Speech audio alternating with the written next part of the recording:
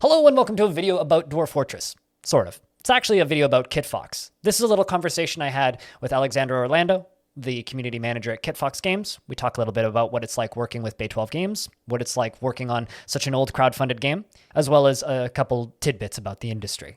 So without further ado, let's get right into it. My name is Alexandra Orlando, and I am the community manager of Kitfox Games. So how did you end up working your way into the games industry? What are some of your early memories of games and kind of what sparked that interest, and how did you find yourself working your way into the industry? I definitely don't have a sort of straight and narrow path, that's for sure, but I don't think anyone in games does. I think it's just people cobbled together from various fields and interests. But my earliest memories of games start from a very young age because my dad actually used to own a video store back in the 90s. So we had access to basically anything that was commercially viable at the time. I just have memories of being at work with my dad, and he would set me up in the back room with whatever console I wanted and whatever game I wanted. And I didn't really browse the shelves or anything, but I had, Mario and a lot of Sega Genesis games because my cousin took most of the Super Nintendo games. So we had a lot of the Genesis ones. So a lot of Sonic. We had a 3DO, which is a really old school system I actually have in my basement still, which is like an old disc player that had all the FMV games and stuff. So I have a little bit of an affinity for those too. It reminds me of on my dad's side, one of my uncles had a Philips CDI, which was the dumbest digital system ever. I think he just used it as a CD player because it doubled as a CD player. He got it somehow, just ended up with it, and he had a handful of games for it, including the original Legend of Zelda game for that thing, which was an absolute nightmare that no normal human being should reasonably play in their lifetime because it's that bad. But yeah, no, the games industry is a very wide, kind of weird place that a lot of people from a lot of different directions just kind of work their way into. So how did you end up working at Kitfox Games? So I have a background in English literature. I have a bachelor's and master's in English with a specialty in also film studies, because that's just the university I went to had that as well. And then I had thought that I was going to teach, and I learned about game studies, which is a academic field that's actually a real thing where people study games, and that's a whole sort of melding of different disciplines as well. So you would be having English people working with computer science majors and history majors and all sorts of different people. So I originally thought that's what I was going to do. And then I decided as soon as I started my PhD, because I was ready to become like a professor. And I got about halfway through my PhD before I decided that was not something for me. And I did a complete career change to focusing on a role I could take in the industry, and community management seemed like the best solution for me because that was what my experience was in study, was communities, and specifically streaming communities and streaming platforms. So that was kind of my coupled with a ton of kind of work on the side in the esports industry, working in publishing myself, going to conferences, speaking on various topics such as gambling. People in the Canadian Gambling Association really liked the things I had to say about loot boxes and sort of the gaming side of things that people just didn't understand. So there was a lot of things that I think contributed to my job at Kitfox, and by any means, it also wasn't an easy feat by any means. I spent a long time applying and developing my skills, and also being a YouTuber on the side and a Twitch streamer on the side. And I think that probably had more to do with my job at Kitfox than all my degrees and research, because I learned how to edit videos and make shows and do all this kind of stuff that is just very integral to the stuff I'm doing now. So we've kind of been dancing around it a little bit, but what exactly is Kitfox and what role does Kitfox play in the Steam version of Dwarf Fortress? So Kitfox is a very unique gaming studio in that they make their own games, but they also publish other games. And from what I understand, we are still mostly a game studio and that we focus on making games. And the publishing side of thing is more so for very small teams that need our assistance because they are like 1 or 2 person teams, like in the case of Dwarf Fortress, where it's just impossible for them to even begin thinking about publishing and all the other stuff we do, like community management and marketing, on top of making their game. So this is really more of a special case, but we also have lots of relations with other devs and trying to get their games made as well. Paparazzi is another one, but a very small team as well. And so, yeah, that's Kitfox. We have been around for, I should know this, over 5 years. I know Moonhunters is 5 years old. 8 years, I think Kitfox is now. So maybe a lot longer than maybe you might think. I've been quietly keeping an eye on Kitfox for a while. I think ever since the release of Moonhunters was the first one that I noticed, but I just have this borderline fanatical habit of keeping up with everybody in the industry. So I guess kind of the next thing I want to ask is what did you do on YouTube for people who may not know? Because you mentioned that was something that was kind of, I guess, important in your journey into working in this industry and eventually working on publishing Dwarf Fortress. Yeah, so I guess that's like the one thing I didn't quite bridge the gap on was after my degree, I had all this research and knowledge and ideas that I wanted to channel into some sort of accessible form because so much of what I wrote and published was in books that no one would be able to ever buy or know about or like understand. And that Mhm. was a big stopgap for me in the academy where I'm like, what am I doing if no one's even going to read this stuff? So I experimented really early on, like with video essay style content, with talking about sort of the things I learned about in school, but in a cool, fun, accessible way, and a little bit of comedy, a little bit of narrative along with it. So I started my YouTube channel with starting to publish these things, and so that's where my dissecting series came from, with sort of like a academic let's play where I'd play through games and kind of just like talk about them. But then I also decided to branch out into fashion reviews because I also I wanted something a little bit more low stakes to talk about in between these like very research heavy videos that would take me, maybe a month to finish. Yeah, I've been there. You know how it is with YouTube, right? You need to be uploading. Yeah. So, I also really like doing those, and those kinda were, like, good for me in the long run too because shorter videos and doing TikTok now where it's, like, maximum 60 seconds really, I think, helped too. Yeah, then there's me with uploading 7-hour VODs, and people are just like, "What are you doing?" I will, of course, link your YouTube channel in the description for anybody who wants to, take a look at it. But what is it like to suddenly find yourself working for Kitfox, working with all of these developers, but simultaneously also working with one of the oldest and also, I guess, kind of longest running crowd-funded games in Dwarf Fortress, which is famously free and funded by its community. So what is it like working with Bay12games?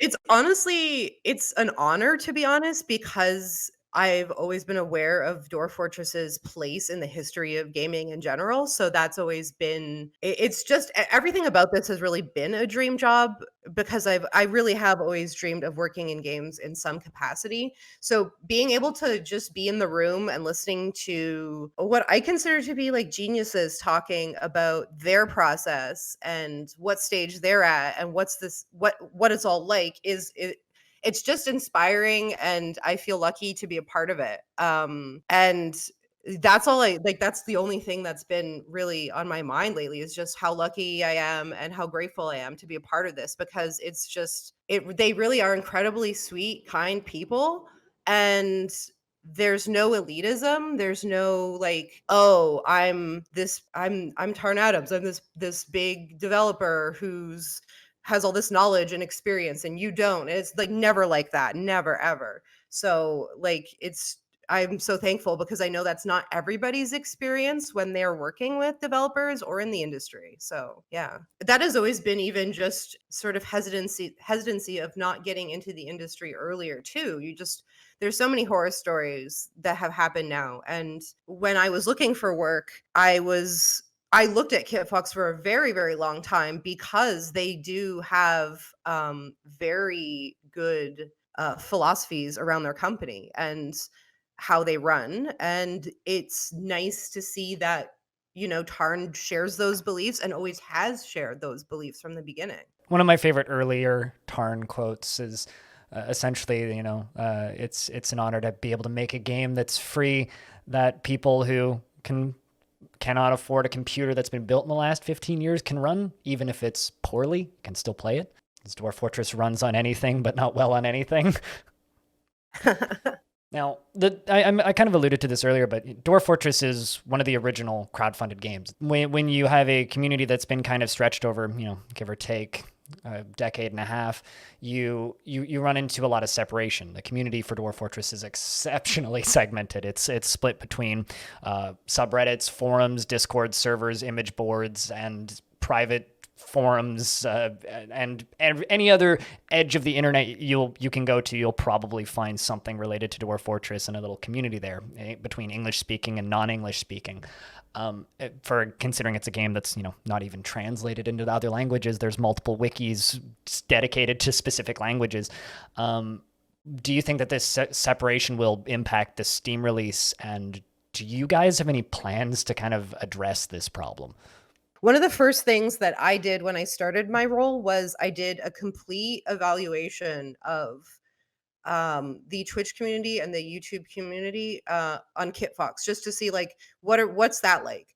And then I kind of did sort of analysis of just our overall presence and learning about how we communicate with the Dwarf Fortress community. And it really is this, I don't want to say chaotic mess because we have it under control, but there's a lot of different places we have to update and get the word out about when even we're just doing a simple update. Even if you're just talking about that, just like what's happening, we have to post on Bay12, we have to post on Reddit, Discord, YouTube, Twitter. There's so many different places, and there's so much more that we're not even reaching. It's a concern to me that there's that fragmented community, because I think ultimately when we get closer to the Steam update, we are going to need everybody to start banding together, because the community is such a good resource for new players.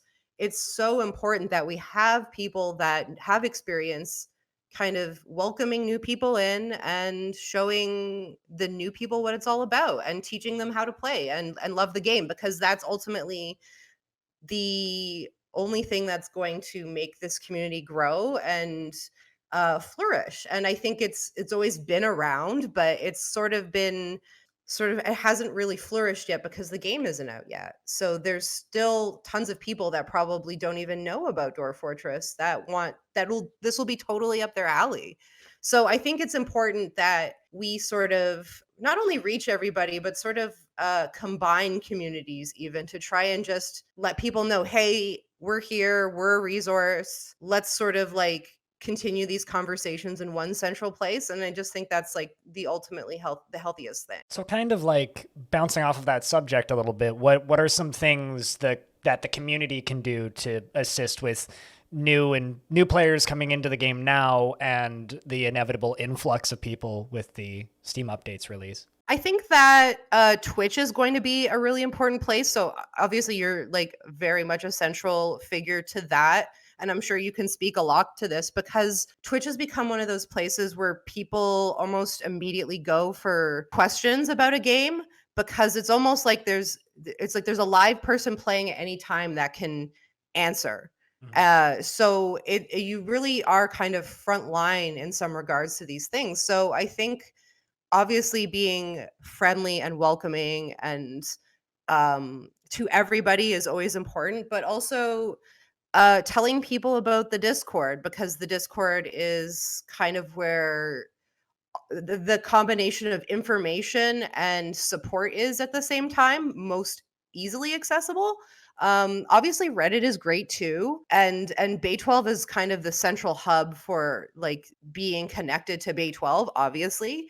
But I think that just letting people know about where things are and what the resources are, answering questions, and just kind of being who you are and just being a positive person and showing how diverse the Dwarf Fortress community is. And, you know, like I don't think it's gonna be one of those things where we need a specific like task or like we have a mission, so to speak. I think it's going to be a very gradual process that we should start thinking about doing now. And this is me with sort of like not knowing when the release date is, but being aware of like what we can at least begin to start doing.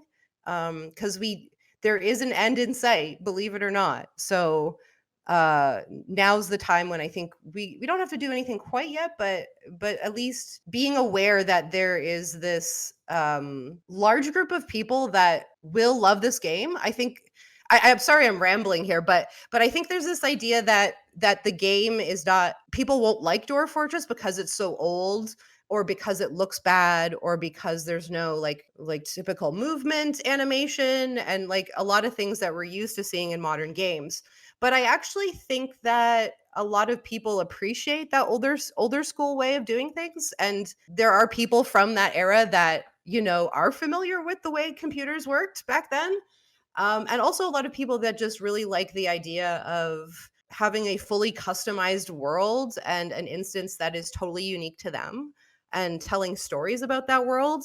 And I think that all these things are totally outside the realm of what you would consider like a hardcore old school Dwarf Fortress player. I think that kind of the unknown audience quest for me for Dwarf Fortress isn't the, you know, the old hardcore Dwarf Fortress player that's been playing the game for ages. It's not even, you know, the people who've been dancing around Dwarf Fortress and playing things like RimWorld. I think that the big question mark group that's going to come piling into Dwarf Fortress are the people who've been playing Stardew Valley for the past 3 years. Because, or past 5 years. How long has Stardew Valley been out? Oh, geez. Anyway, as long as Stardew Valley's been out, because that game actually has a lot more parallels with Dwarf Fortress than I think people realize. The little storylines that people build in that game, like, yes, it's a farming simulator, but whenever people talk about Stardew Valley, they don't talk about just playing Stardew Valley. They talk about the story that they had with the characters in that game. They talk about their day and what they went about doing.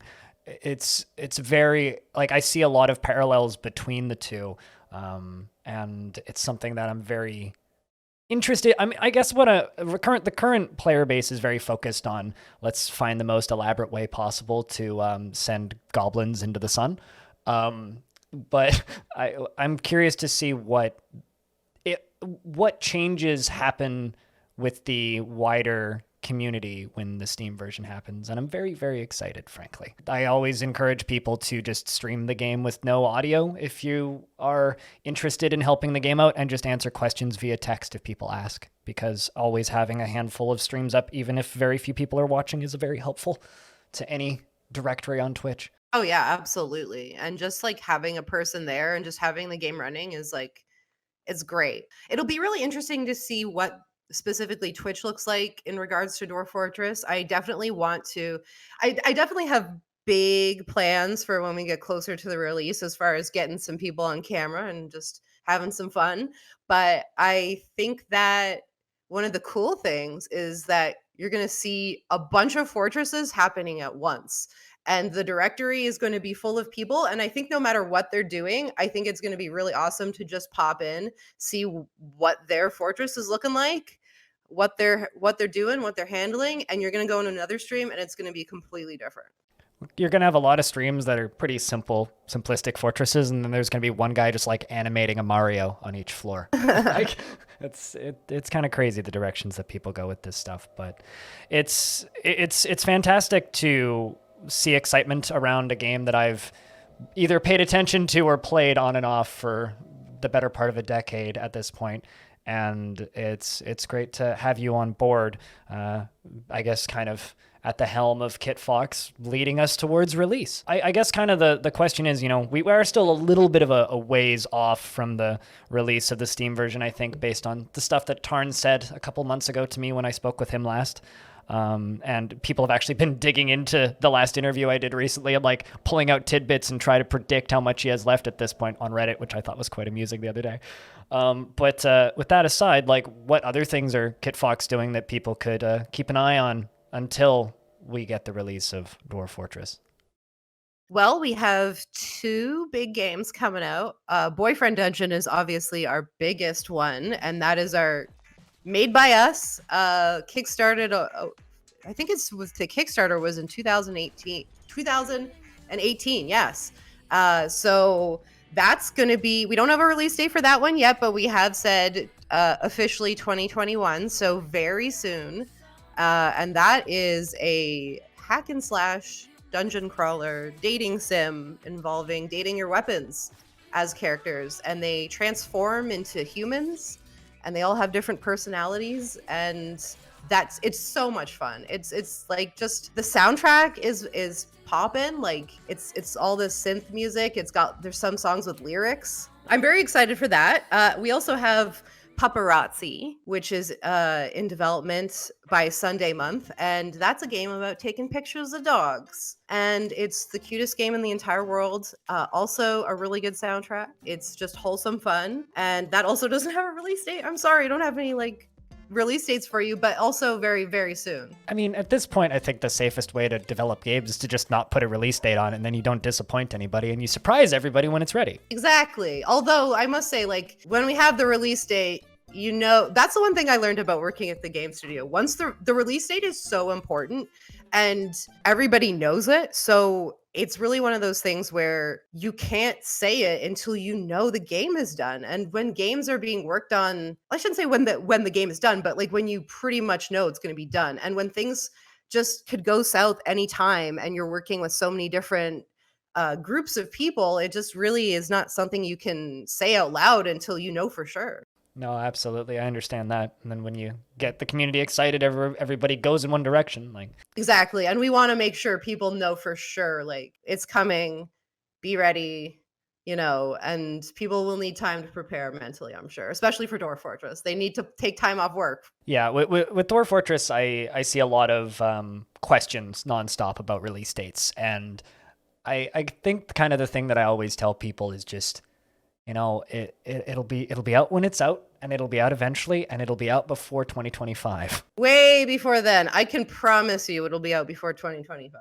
That's my guarantee. That's the fact that we have guaranteed, confirmed from this recording. Yes, that's official confirmation.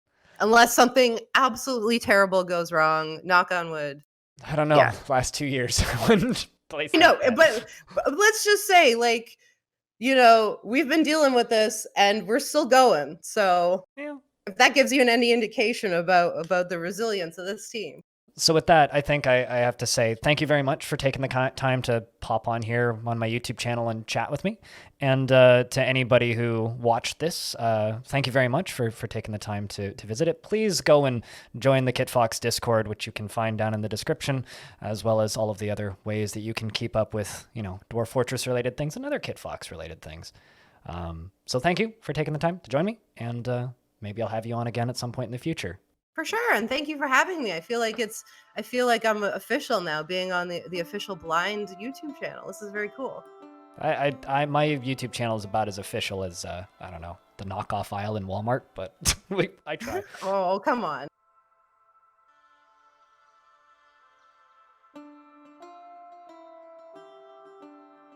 I guess we'll just start off with introductions first and foremost. I'm gonna probably format this very similarly to the previous videos I've done, so it'll probably start off with you talking.